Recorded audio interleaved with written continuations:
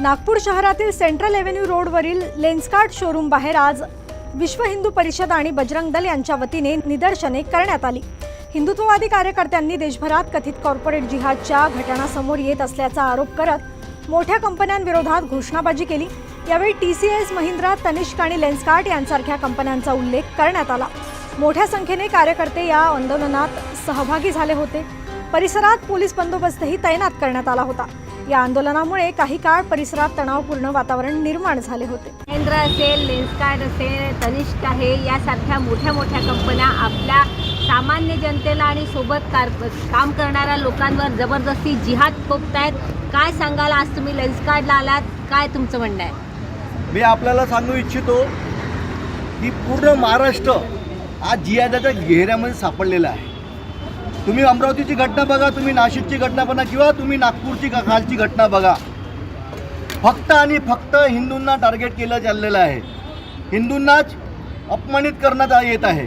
जिथे जिथे corporate sector आहे, मी ह्या सेक्टरचे नाही, असे असंख्य कॉर्पोरेट सेक्टर आहे जिथे जिहादी मोठ्या खुर्चीवर बसला असेल की तीच कल्पना यांची लागू होते की बिया माझ्या कंपनीमध्ये तुम्ही काम करता तर अशा पद्धतीने तुम्हाला काम करावं लागेल, तुम्हाला टीका लावता येणार नाही, तुम्हाला हिंदू धर्मासारखं वागता येणार नाही, तुम्ही जिथे काम करता जिहादाच्या हाताखाली तर त्यांचे नियम कायदे करावे लागेल।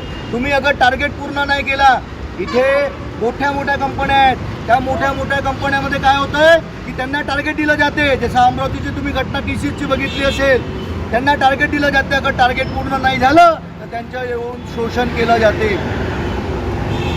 एकदम शिकलेला पोरी असो, पगाराच्यामुळे घरच्या परिस्थितीमुळे त्यांना हे ॲक्सेप्ट करावं लागते आणि याच्यामध्ये आपल्या हिंदू मुली-मुलींचा छळ करण्यात येतो। त्या कॉर्पोरेट सेक्टरमध्ये हे सर्व चाललेलं आहे, हे पुरे महाराष्ट्रात चाललेलं आहे।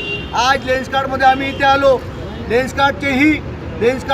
लेन्सकार्टमधलेही काही लोकांवर आपले अत्याचार झाले, त्यांनी मीडियासमोर आले आणि सांगितलं की ह्या लेन्सकार्टमध्येही हिंदू विरोधी घटना घडतात, टीका लावलं देत नाही, चुटी राहिला चुटी कापण्यात येते, अशा पुष्कळ। ह्या लेन्सकार्टमध्ये आम्ही आलो, त्या लेन्सकार्टमध्ये मंदिरच नाही, जबकि हा लेन्सकार्ट एक हिंदूचा आहे, हिंदू लोक कामं करतात, एक अगरबत्ती लावली जात नाही। तर अशा याला आम्ही विजिट देऊन की बाबांनो तुम्ही आमची तरी ऐका की भैया तुम्ही येताना टीका लावा। आपल्या शॉपमध्ये एक हनुमानची मूर्ती, रामाची मूर्ती, जे तुम्हाला इच्छिक असेल, ज्या देवाला तुम्ही मानता त्या देवाची एक मूर्ती ठेवा, सरस्वतीची मूर्ती ठेवा, लक्ष्मीची मूर्ती ठेवा आणि ती पूजा करा। हे आम्ही लेन्सकार्टमध्ये सांगण्यात आलं। ताई, तुम्ही काय सांगाल, आज तुम्ही काय केलं इथे लेन्सकार्ट समोरच्या आंदोलनात? तुमचं काय ठरलेलं होतं?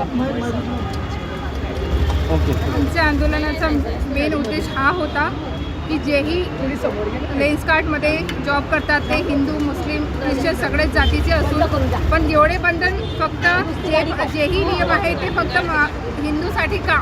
हिंदू कलावा बांधू शकत नाही, टीका लावू शकत नाही, तुळशी माळ घालू शकत नाही।